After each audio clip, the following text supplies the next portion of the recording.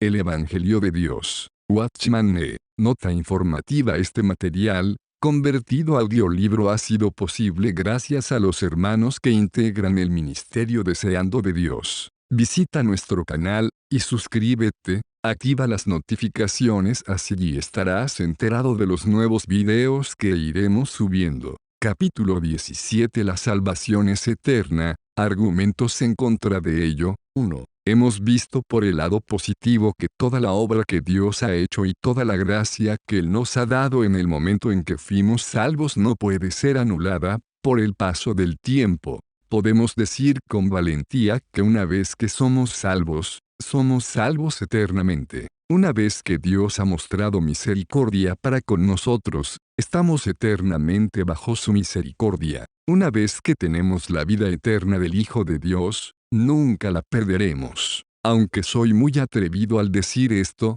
nosotros los seres humanos somos todavía seres humanos. Aún hoy día muchos obreros cristianos no ven este asunto. Debido a que el corazón del hombre está lleno de la carne y de la ley, él no puede entender cómo la gracia de Dios puede ser tan grande. Esto es demasiado increíble para él. Es natural que el hombre piense de esta manera. El hombre es de la carne, y la carne es de la ley. La carne conoce solamente la ley, no conoce la gracia. Todo lo que se origina de la carne humana es de la ley. Sin embargo, todo lo que se origina de Dios, del Espíritu Santo y de la gracia, es de la fe. En el mundo no sabemos nada con respecto a la gracia y el don. Todo lo que sabemos es comerciar. Durante todo el día, nuestras mentes están llenas de cuánto tenemos que trabajar y cuánto debemos obtener por nuestro trabajo. Pensamos que a fin de ganar algo, tenemos que trabajar por ello. Esta es nuestra vida. Por años, hemos comercializado con nuestras vidas, nuestro tiempo y nuestra energía. Pensamos que si uno va a pagar cierto precio, a él primero se le tiene que pagar una cantidad igual. Si él ha aceptado cierta cantidad, entonces tiene que ofrecer ciertas cosas a cambio. Nuestra vida es una vida de negocio. Debido a que esta es la manera en que vivimos, también pensamos que la gracia de Dios y la vida eterna hacia nosotros están en el mismo principio de negociar. Cuando escuchamos el Evangelio puro, quizás vimos la luz por un momento. En ese momento, tal vez nos dimos cuenta de que la gracia es gratuita y que no es un asunto de negociar. Sin embargo, parece que esta comprensión sucede solamente cuando somos salvos. Muchas personas todavía no han sido liberadas del pensamiento de que la gracia de Dios es como un préstamo para nosotros. Piensan que si ellos no hacen el bien, Dios les quitará la gracia que les ha dado. Pero si un hombre conoce la Biblia y está claro con respecto a los 10 puntos de la verdad mencionados en los mensajes anteriores, por lo menos tiene que admitir que no puede existir tal cosa. Todo el que conoce la palabra de Dios nunca debe dudar de lo que conoce por causa de lo que no sabe, puesto que él ha visto claramente el sellar y la garantía del Espíritu Santo, la vida eterna, la mano del Señor, el cuerpo de Cristo, el templo de Dios y las promesas del Señor. No puede derribar lo que sabe con los problemas con respecto a cosas que él no sabe o no entiende. No podemos derribar los hechos que sabemos. Sin embargo, todavía hay cosas que ignoramos. Lo que haremos ahora es ver algunas cosas que no conocemos. Tomaremos unos pocos de los argumentos que supuestamente son contradictorios, especialmente los más convincentes, y los consideraremos uno por uno. El conocimiento de la salvación eterna no nos guía a pecar voluntariamente. Antes de considerar algunos de los problemas de las Escrituras, tenemos que considerar una objeción fuerte y una duda que algunos hombres levantan. Algunos piensan que si una persona es salva una vez y para siempre, tal persona seguramente pecará más libremente. Esto puede ser considerado como el punto de objeción más común y fuerte. Si un hombre sabe que él es eternamente salvo y que nunca será condenado, no se volverá suelto, y comenzará a cometer toda clase de pecados, y se atreverá a hacer cualquier cosa. Puesto que este puede ser el caso, ¿no es esta clase de enseñanza muy peligrosa? Recuerdo que en una ocasión un hombre escribió una carta al señor Mackintosh, el que escribió un comentario acerca del Pentateuco. En esa carta él le dijo al señor Mackintosh que había oído a un predicador una semana antes que predicaba sobre el asunto de ser hijo de Dios eternamente. Un joven de la audiencia dijo que si ese era el caso, ahora él podía hacer cualquier cosa. Dentro de pocos días, el joven cometió toda clase de pecados. El escritor de la carta se quejaba de que debido a la enseñanza de que una vez hijo, eternamente hijo, la gente joven había sido dañada. El señor Mackintosh respondió a su carta y escribió: es verdad que una vez que una persona es hijo de Dios, es eternamente hijo de Dios. Sin embargo, en primer lugar dudo si ese joven que mencionó usted sea un hijo de Dios. Yo tengo un hijo. Supongamos que le dijera a mi hijo que ya que él es mi hijo, él será mi hijo eternamente. Al oír esto, se gozaría tanto mi hijo que inmediatamente destrozaría la ventana con una piedra,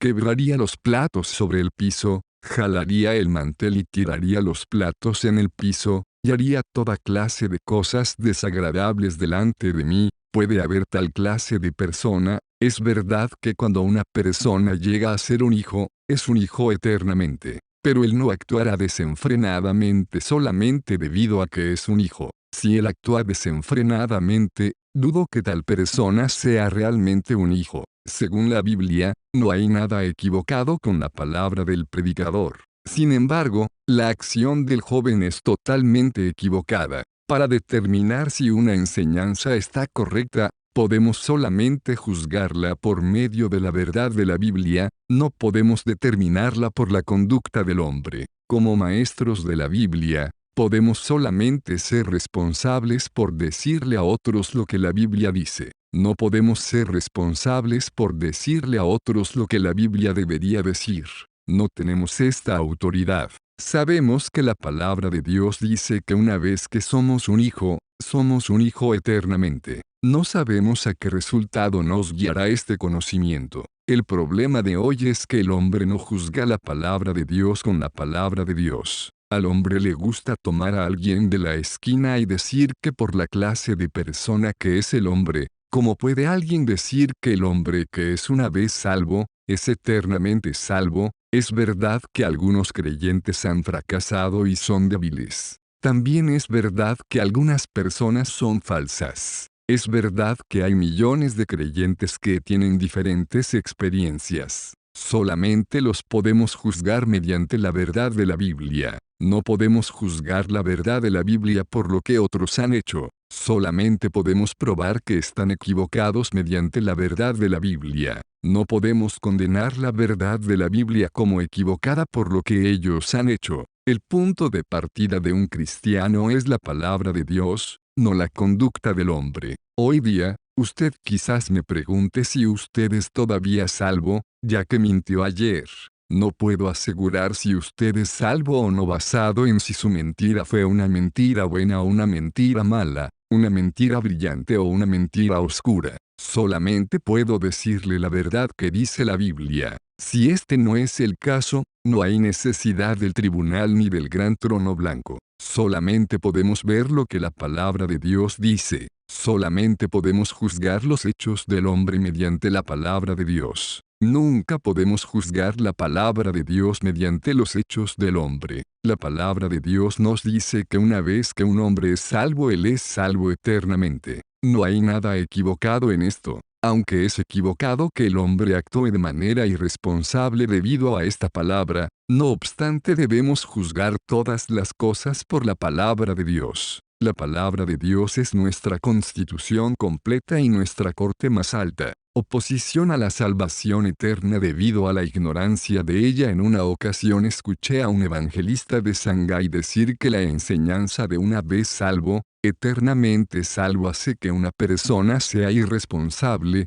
suelta y descuidada. Solamente puede hacer tal declaración porque no entiende completamente la palabra de Dios. Solamente aquellos que no entienden la salvación de Dios pueden decir que un hombre será irresponsable y suelto debido a que sabe que él es eternamente salvo. Tales personas ignoran por lo menos tres cosas. Primero, ignoran el camino de la salvación de Dios. No saben cómo Dios los ha salvado. Al decir esto, no estamos hablando con respecto a la manera de ser preservado, sino a la manera en la cual Dios nos ha salvado. Dios no nos amenaza con ir al infierno a fin de ganar nuestra fe en Jesús. Él no nos asusta para que vayamos al cielo. El hombre siempre piensa que si él no se arrepiente de sus pecados, no cambia un poco, y no lleva a cabo obras de mérito, no puede ser salvo. Por esta razón, él continúa buscando maneras para ser salvo. ¿Es esta la manera en que Dios nos salva? Pone Dios el asunto del pecado continuamente delante del hombre amenazándolo para que lo resuelva inmediatamente. Amenaza a Dios a la gente con el tribunal y su ira, reprimiéndolos de hacer varias cosas, y manteniendo en suspenso a aquellos que no saben qué les espera en el futuro, haciéndolos luchar con todas sus fuerzas. Si un hombre conoce un poco de Dios, dirá 1000 veces no a estas preguntas. Aquellos que no conocen a Dios dirán que es una buena manera hacer que el corazón del hombre tema y tiemble y esté en suspenso, sin saber qué le espera más delante. Sin embargo, aquellos que entienden la salvación de Dios saben que esto es una información maligna del infierno. Esto no es las buenas nuevas. Dios dijo que el juicio ha terminado. El problema del pecado está resuelto. El camino de la salvación de Dios no es mantenernos en suspenso ni asustarnos del juicio. Él nunca nos ha obligado a la santidad, justificación y santificación. Él dijo que todo está preparado. Los siervos dijeron que todo está listo. LC 14 y 17. Dios ha preparado todo. Ahora Él viene para darle cosas a usted. Sin embargo, hoy día hemos cambiado las cosas. Pensamos que el hombre puede ser asustado para hacer el bien. Por favor recuerde que un hombre solamente puede ser asustado para hacerlo flaquear, pero nunca puede ser asustado para que haga el bien. Segundo, las personas mencionadas anteriormente, no solamente ignoran el camino de la salvación de Dios, sino que también ignoran el contenido de esta salvación. ¿Qué es la salvación? No es solamente el asunto de que Dios resuelve nuestro problema de pecado mediante su Hijo. La salvación no solamente hace que nuestros pecados sean perdonados, también nos da vida eterna. La salvación de Dios nos justifica, y también nos da al Hijo de Dios, poniéndolo dentro de nosotros. La salvación no solamente hace que no seamos condenados por Dios, sino que pone al Espíritu Santo dentro de nosotros. No solamente nos capacita para que vivamos eternamente en el futuro, sino que hoy ha impartido la naturaleza de Dios dentro de nosotros. Este es el contenido de la salvación. No solamente tenemos el perdón y la justificación, y no solamente no somos condenados ni juzgados, sino que tenemos la naturaleza de Dios, Cristo y el Espíritu Santo dentro de nosotros. Como resultado, el hombre espontáneamente tiene un deseo nuevo, una inclinación nueva y una aspiración nueva. La salvación de Dios agrega algo nuevo dentro de nosotros. Algunos han dicho que la salvación es objetiva. Sin embargo, existen muchos aspectos de la salvación que también son subjetivos. La salvación no solamente ha resuelto el problema del pecado delante de Dios, también ha resuelto muchos otros problemas dentro de nosotros. Dentro de nosotros, ahora tenemos una vida nueva, una naturaleza nueva, el Señor y el Espíritu Santo. Debido a que este es el caso, podemos ser irresponsables. No estoy diciendo que un cristiano nunca peca. Sin embargo, estoy diciendo que si un cristiano peca, eso es un sufrimiento para él, no es un gozo. Si un hombre piensa que él ha recibido el permiso y el certificado para pecar porque sabe que es eternamente salvo, y si tal persona no siente nada cuando peca, no tiene el sentir de sufrimiento, dudo que tal persona sea un verdadero hijo de Dios. Estoy diciendo que una persona es eternamente un hijo de Dios solamente después de que él ha llegado a ser primero un hijo de Dios. No estoy diciendo que una persona puede ser hijo de Dios eternamente sin haber sido nunca un hijo de Dios. El Señor está dentro de nosotros. Él nos prohíbe pecar.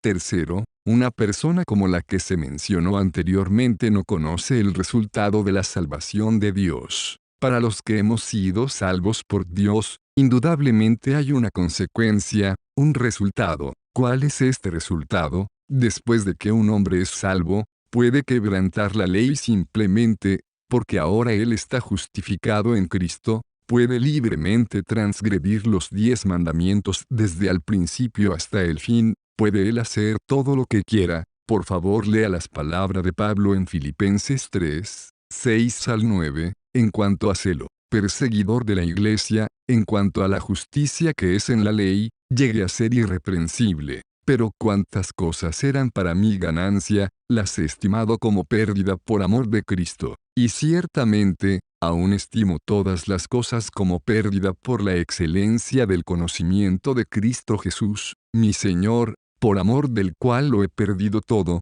y lo tengo por basura, para ganar a Cristo, y ser hallado en él, no teniendo mi propia justicia, que es por la ley, sino la que es por medio de la fe en Cristo, la justicia procedente de Dios basada en la fe. Pablo tenía justicia por medio de la fe en Cristo. Él recibió la justicia mediante la fe en Dios, y no por medio de las obras de la ley. Entonces, era él libre para hacer todo y para ser irresponsable y suelto simplemente por esto. Él dijo que todas las cosas que eran para él ganancia, las había contado como pérdida por causa de la excelencia del conocimiento de Cristo Jesús. Por causa de Cristo, sufrió la pérdida de todas las cosas y las contó como basura. Por lo tanto, con cada cristiano regenerado, maduro o inmaturo, existe el deseo de ser santo, de amar a Dios, y un corazón para agradar a Cristo. No sé por qué es así,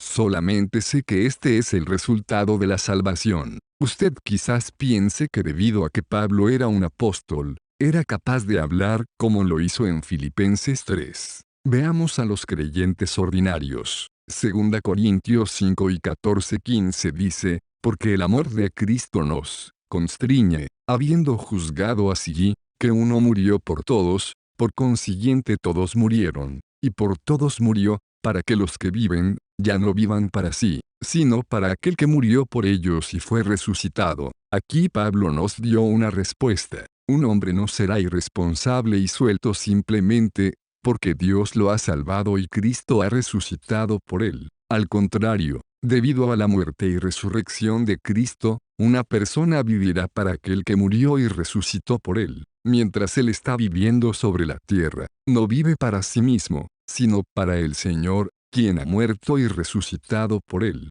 Por lo tanto, las razones por las cuales una persona puede decir que él puede ser irresponsable debido a que sabe que es eternamente salvo son las 3 cosas siguientes. Primero, él ignora el camino, el proceso, de la salvación. Segundo, no conoce el contenido de la salvación. Y tercero, no conoce el resultado de la salvación, es decir, no sabe lo que la salvación puede hacer por el hombre. Si usted ve estas 3 cosas, inmediatamente verá que la salvación eterna no solamente lo guarda de la impiedad, sino que también lo hace piadoso. La salvación eterna nos guardará de ser irresponsables y nos hará sobrios. Pedro nos dijo en su carta, pero nosotros esperamos, según su promesa, cielos nuevos y tierra nueva, en los cuales mora la justicia. 2 P 3 y 13. Somos libres para ser irresponsables ahora que sabemos a dónde vamos.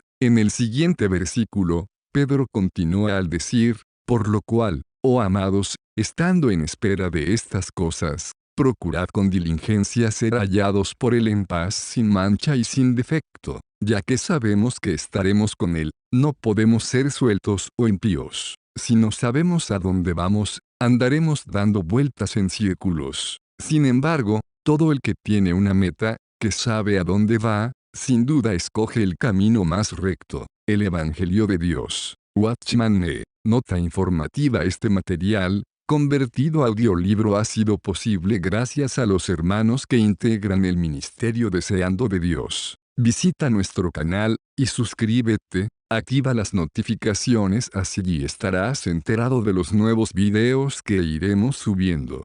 3 cosas que se deben entender en la palabra de Dios. Ahora usaremos algo de tiempo para considerar algunas porciones de las Escrituras que hablan de la perdición después de la salvación. Antes de esto, tenemos que saber unas cuantas cosas. Primero, la palabra de Dios no tiene conflicto en lo absoluto con ella misma. Por un lado, Dios no puede decir que sus ovejas nunca perecerán ni perderán su vida eterna, y por el otro, decirle al hombre que perecerá. El hombre puede decir cosas equivocadas, pero la obra de Dios es una obra de gloria. Él nunca puede decir algo por error. Si esto es tan claro en el lado positivo, nunca puede ser contradictorio en el lado negativo. Las cosas en el lado negativo deben estar relacionadas con otros asuntos relacionados a Dios. Segundo, hemos dedicado tiempo para identificar esos pasajes. En ellos vemos a las personas que han sido salvas genuinamente,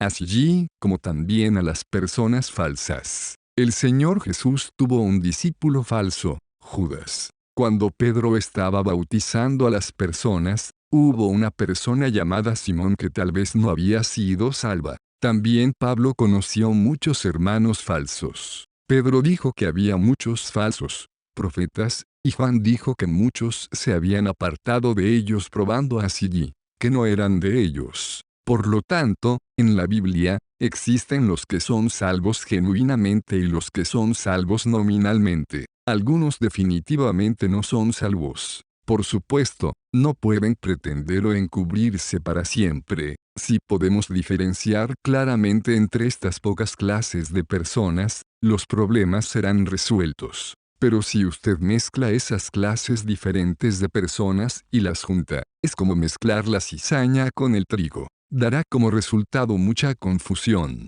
Tercero, muchos pasajes de la Biblia hablan de la disciplina de los cristianos en esta era y no de perdición eterna. No piense que debido a que somos eternamente salvos, no hay tal cosa como la disciplina. En verdad hay disciplina. Si hoy día, usted cae y llega a estar débil, Dios lo disciplinará. Existe una diferencia entre la disciplina y la perdición eterna. No podemos mezclar la perdición eterna con la disciplina. Muchos versículos, que parecen decir que los cristianos se pueden perder de nuevo, realmente hablan de la disciplina de los cristianos. No solamente está el asunto de la disciplina y el asunto de la falsedad, sino también el asunto del reino y la recompensa. Estas pocas cosas son fundamentalmente diferentes. Muchas veces, aplicamos las palabras para el reino a la era eterna, y las palabras con respecto a la recompensa al tema de la vida eterna.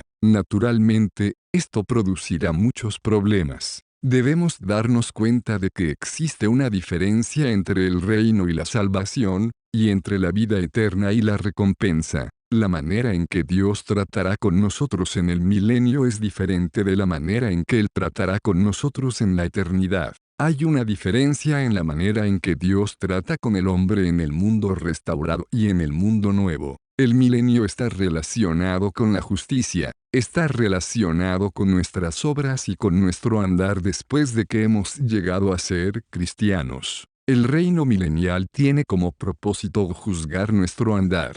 Sin embargo, en la eternidad, en los cielos nuevos y la tierra nueva, todo es gracia gratuita, y el que tiene sed puede venir y beber gratuitamente. Aparte 22 y 17. Esta palabra es hablada después de que los nuevos cielos y la nueva tierra han venido. Así que, en la Biblia, el don gratuito y el reino son dos cosas completamente diferentes. La eternidad y el reino también son dos cosas completamente diferentes. Uno no puede poner las dos cosas juntas. En el reino milenial venidero, Dios recompensará al hombre de una manera particular.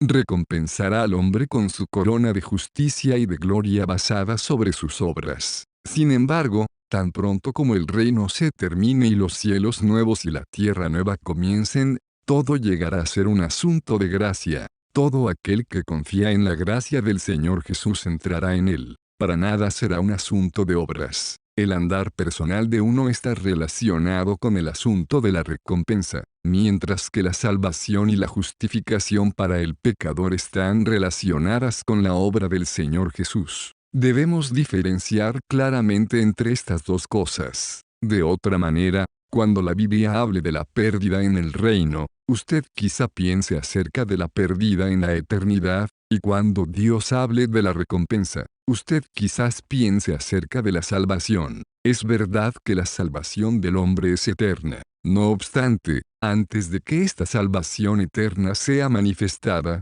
Dios primero manifestará el asunto de la recompensa en el reino milenial. Uno no puede mezclar estas dos cosas juntas. Además de estas cosas, hay otro asunto que el protestantismo ha sepultado en la tumba por mucho tiempo. Aunque algunos puedan sentir que esto es algo nuevo, realmente está registrado en la Biblia desde hace mucho tiempo. En la Biblia hay por lo menos tres cosas que debemos distinguir una de la otra. Solamente hemos mencionado dos de ellas, las cuales son la disciplina que un cristiano recibe en esta era, y la pérdida de la recompensa en el reino. Si caemos, no solamente seremos disciplinados hoy día, sino que también perderemos la recompensa en el reino. Sin embargo, todavía hay otra cosa. En el reino, hay un castigo definitivo. La Biblia es muy clara con respecto a esta verdad. Cuando una persona cree en el Señor y es salva, es verdad que el problema de la salvación es resuelto. También es verdad que los asuntos con respecto al cielo nuevo y la tierra nueva y la salvación eterna son resueltos. Sin embargo, si esta persona continúa pecando y no se arrepiente, él no solamente estará bajo el gobierno y la disciplina de Dios hoy en día y perderá la recompensa del reino, sino que también sufrirá algún castigo definitivo en el reino. Algunos nos han dicho que perder la recompensa es suficiente castigo. Sin embargo, de todos modos los derrotados serán castigados. La Biblia dedica bastante espacio para hablar de esto. La Biblia no solamente nos dice que puede ser que los cristianos no recibirán la recompensa en el reino, también nos dice que si los cristianos pecan y no se arrepienten, recibirán un castigo muy severo en el reino. Debemos distinguir este asunto claramente. El asunto de la salvación eterna no debe mezclarse con el asunto de los cristianos nominales. El asunto de la salvación eterna tampoco debe mezclarse con la disciplina de esta era. El asunto de la salvación eterna no debe mezclarse con el asunto de la pérdida de la recompensa en el reino, y este también no debe mezclarse con el asunto del castigo en el reino. Uno no puede poner juntas estas cuatro distinciones y hacer de ellas una mezcla. Si uno hace eso, la obra de Dios llegará a ser una mezcla de todo que no parecerá nada. Si Dios ha hecho las distinciones, y usted las ignora, terminará con muchos problemas sin solución. Hoy día, primero quitaremos esas cuatro cosas. Haremos a un lado todas las palabras en la Biblia que hablan de cristianos nominales, de la disciplina de los creyentes, de la pérdida de la recompensa, y del castigo en el reino para los creyentes. En los siguientes mensajes, los abarcaremos uno por uno. Lo que hablaremos en este mensaje está en versículos que no tienen nada que ver con estas cuatro clases de casos.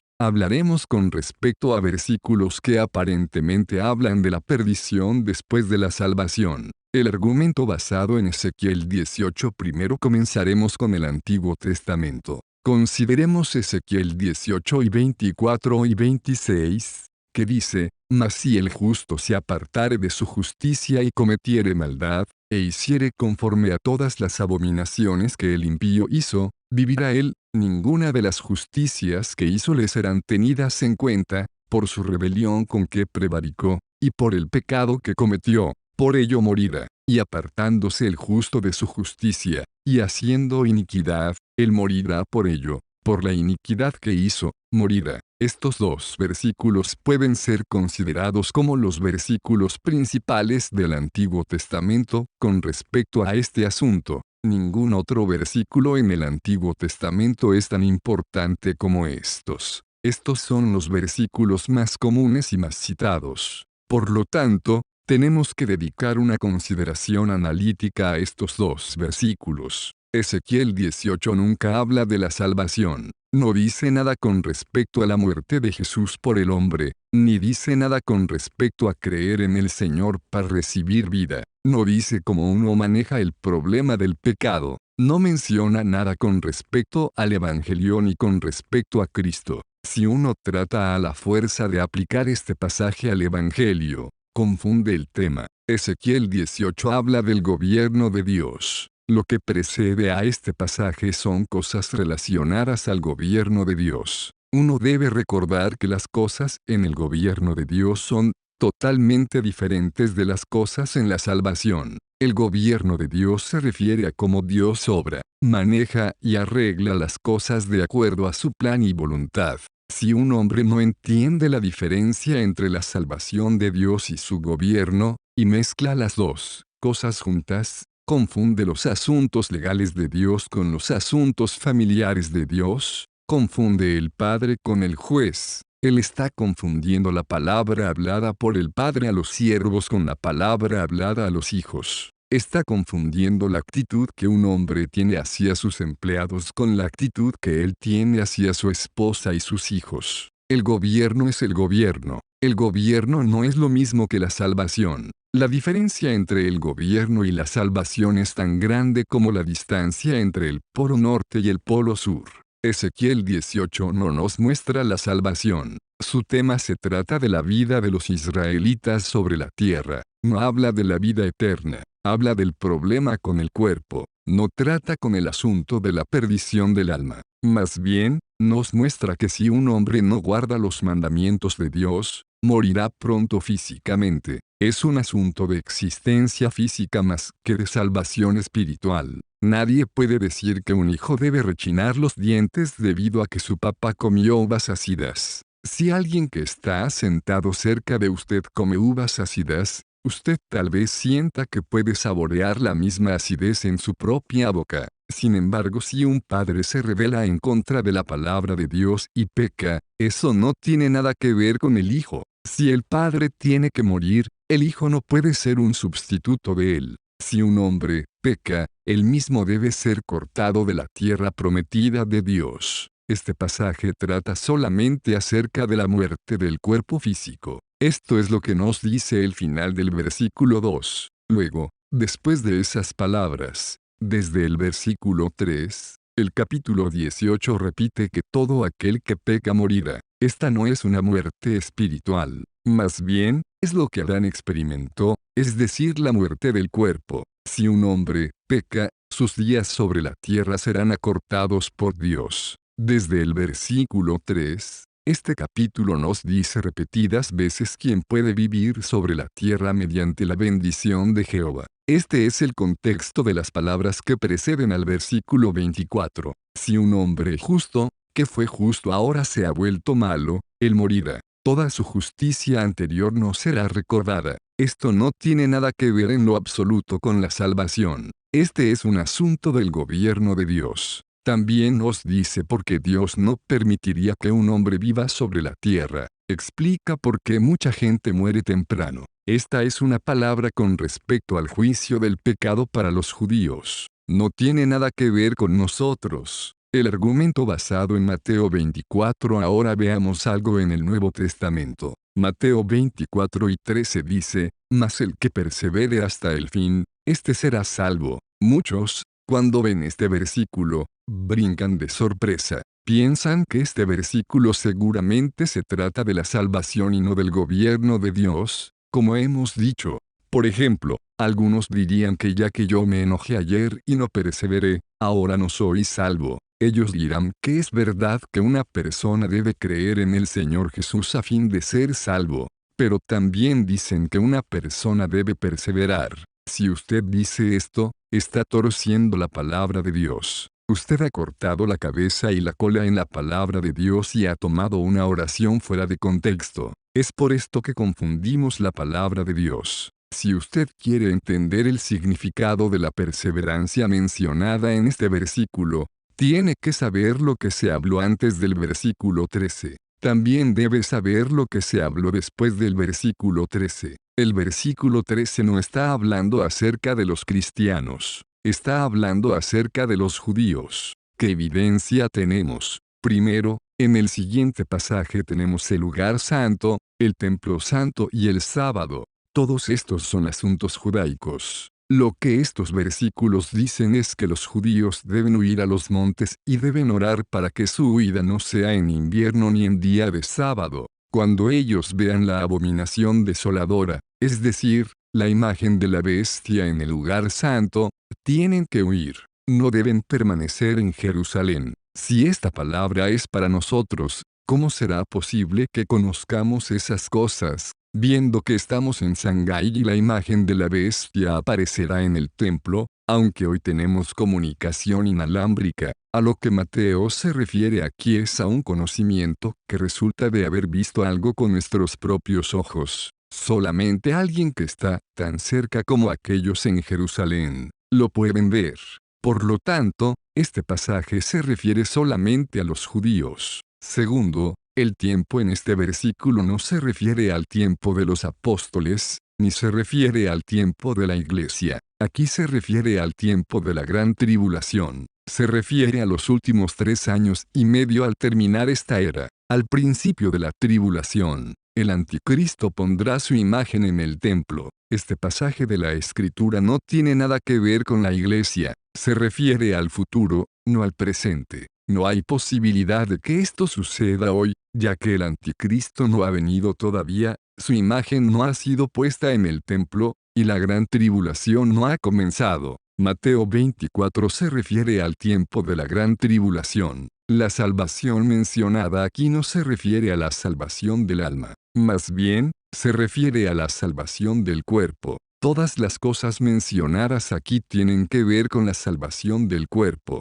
Todos los que entienden la Biblia saben que este es el periodo del tiempo cuando el anticristo pondrá su imagen en el templo, forzando a los hombres a adorarla y poniendo un sello sobre las frentes de las personas. Cuando todos los judíos que adoran y sirven a Dios vean el comienzo de la tribulación, no deben adorar de esa manera ni recibir el sello. Debido a esto, ellos sufrirán mucho. Muchas persecuciones vendrán sobre ellos. Por eso el Señor Jesús les dijo a los judíos que huyeran cuando vieran la imagen del anticristo en el templo. Si alguno tiene cosas en su casa, no debe preocuparse por obtenerlas. Deben esconderse rápidamente en lugares seguros. Además, el Señor les dijo que oraran para que su huida no fuera en día de sábado. Bechica 20. La razón de esto es que ellos guardan el sábado. Las mujeres no deben estar embarazadas en esos días porque les será difícil escapar. Hay de aquellas que estén amamantando a sus hijos en ese tiempo. También sería mejor si no tuvieran que enfrentar el invierno en aquel tiempo. Deben huir a los montes o al campo con la esperanza de tener la oportunidad de no ver sufrimiento, persecución ni aflicción. En esos días, todas las fuerzas de Roma vendrán sobre ellos como una red. Sufrirán muchas dificultades. Muchos versículos en Apocalipsis nos muestran este asunto. Estas personas serán salvas si perseveran durante esta gran tribulación. Debido a que estamos tan preocupados con el asunto de la salvación, cada vez que aparece la palabra salvación, la aplicamos a nosotros mismos. Sin embargo, uno no puede aplicar esta palabra a sí mismo en esta porción. Si lo hace, torcerá la palabra de Dios. En el versículo 22 el Señor Jesús dijo otra palabra, y si aquellos días no fuesen acortados, nadie sería salvo. Cuando el anticristo esté sobre la tierra, nadie será capaz de escapar. Gracias al Señor, que su día no será muy largo. Debido a esto, todavía habrá algunos que puedan huir. Si alguien persevera, él será salvo. Por lo tanto, aquí el asunto de la salvación no es un asunto de vida o muerte eterna. La naturaleza de la salvación mencionada aquí tiene que ver con caer o no caer en las manos del anticristo. El argumento basado en Gálatas 5, 4 dice, habéis sido reducidos a nada, separados de Cristo, los que buscáis ser justificados por la ley, de la gracia habéis caído. Muchos cuando leen este versículo, piensan primero que alguien puede ser separado de Cristo, y segundo que alguien puede caer de la gracia. Sin duda tal persona no es salva. Este entendimiento está equivocado. Tenemos que comprender el trasfondo con el cual Pablo escribió el libro de Gálatas. Cuando el Evangelio de Dios fue predicado claramente a Galacia, la gente allí lo escuchó. Después de eso vinieron falsos profetas para Galacia a predicar el Evangelio. No cambiaron la primera mitad del Evangelio, cambiaron la segunda mitad. La primera mitad decía que un hombre era salvo solamente por medio de confiar en Cristo y recibir a Cristo. Sin embargo, la segunda mitad decía que antes de que uno creyera en el Señor Jesús, no pueda tener la justicia de la ley, pero después de que uno recibe al Señor Jesús, debe tener la justicia de la ley. Pablo escribió el libro de Gálatas solamente para refutarlos. Él argumentó que de la misma manera que un hombre no puede tener la justicia de la ley mientras todavía es un pecador, así mismo, no puede tener la justicia de la ley después de que es salvo. Hemos visto en los pocos mensajes anteriores, que Romanos y Gálatas son diferentes. Romanos dice que mientras que seamos pecadores, no podemos tener la justicia de la ley. Gálatas dice que después de que un pecador es salvo, aún así no puede tener la justicia de la ley. El tema de ambos libros se trata de no tener la justicia que es de la ley. Estos enseñaron que después de que un hombre ha creído en Cristo, es salvo y tiene la vida eterna, él aún debe tener la justicia de la ley. La primera cosa y el requisito mínimo de la justicia de la ley es la circuncisión. Después de que usted está claro acerca del trasfondo de este libro, sabrá de qué está hablando Gálatas aquí. En el capítulo 1 Pablo dijo que él estaba maravillado de que los gálatas se alejaran tan rápidamente de aquel que los llamó por la gracia de Cristo, para seguir un evangelio diferente. Él estaba maravillado de que fueron engañados tan rápidamente para seguir otro evangelio. Béchica 6. También dijo que si él o un ángel o cualquier espíritu viniera y les predicara un evangelio diferente del que habían recibido, sería anatema. En el idioma griego, la palabra anatema es la expresión más fuerte de la maldición. Significa que toda la maldición en los cielos cae sobre el que es maldecido y que todas las bendiciones son detenidas. Pablo dijo que su evangelio fue revelado a él solamente mediante Dios. Él lo recibió en el desierto de Arabia. Esta es la razón por la cual su evangelio no podía contener ningún error. Gálatas 2 nos dice que es este evangelio. En este capítulo vemos que Pedro fingió, cuando vio a unos judíos que venían de parte de Santiago, versos 11 a 12, se mantuvo como judío. Pablo lo reprendió en su propia cara. La circuncisión no significa nada. Cristo ya murió, ya no somos más nosotros los que vivimos, sino que es Cristo quien vive. El capítulo 3 nos dice que la meta de Dios no es la ley sino la promesa. La razón por la cual Dios le dio al hombre la ley fue para hacer que el hombre, primeramente conociera su pecado y así aceptara al Hijo de Dios. El capítulo 4 nos presenta otras dos cosas para mostrarnos que es inútil que el hombre guarde la ley incluso si es capaz de hacerlo. Agar representa la ley, y Sara representa la gracia. Agar se debe ir antes de que Sara pueda permanecer.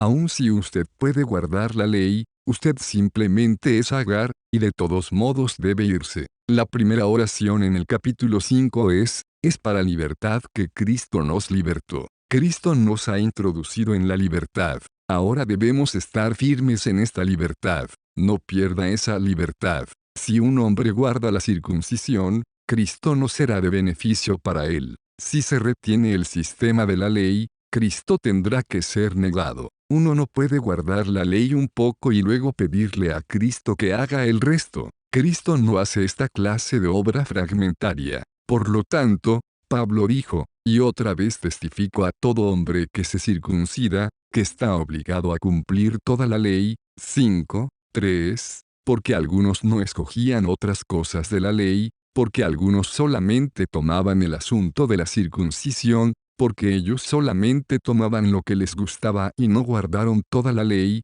Si ellos querían guardar un punto de la ley, también tendrían que haber guardado toda la ley. Si un punto permanece, todos tienen que permanecer.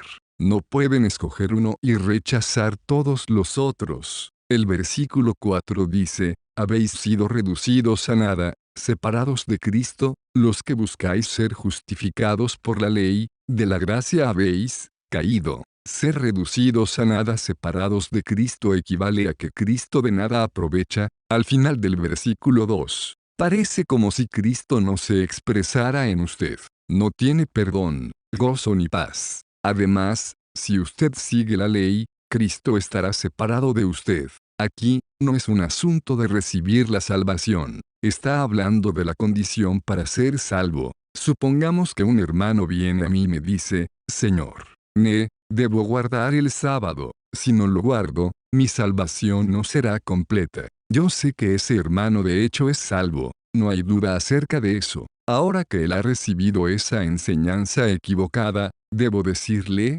si usted guarda el sábado, la obra de Cristo no será efectiva en usted.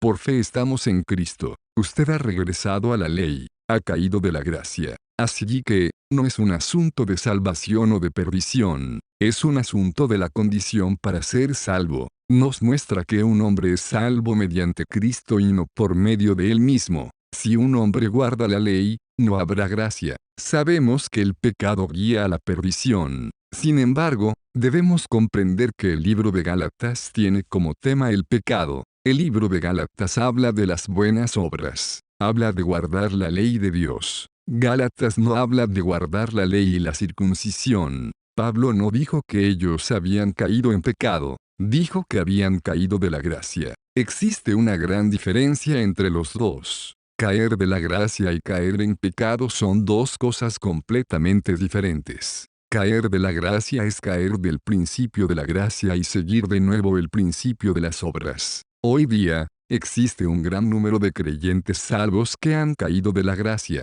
Sin embargo, no han perdido la salvación. Con nosotros es lo mismo. Innumerables veces pensamos que estamos terminados. Sin embargo, somos salvos debido a la gracia del Señor Jesús. Pablo dijo que aquellos de Gálatas 5 lucharon por vencer, pero que habían caído de la gracia al confiar en sus obras. Querían tener buenas obras, sin embargo, cuando hicieron esto, cayeron. ¿Qué significa estar en la gracia? La gracia significa que somos personas bajas y sin esperanza. No podemos hacer nada. Delante de Dios recibimos gracia. Estamos en una posición baja. Acudimos a Dios para que nos dé gracia. Como tales, somos los que vivimos en gracia. No es un asunto de pecado o de mala conducta. Si un hombre confía en su propia obra, está obstruyendo la gracia de Cristo. Aquí Pablo reprendió a los Gálatas por seguir la ley después de que habían sido salvos.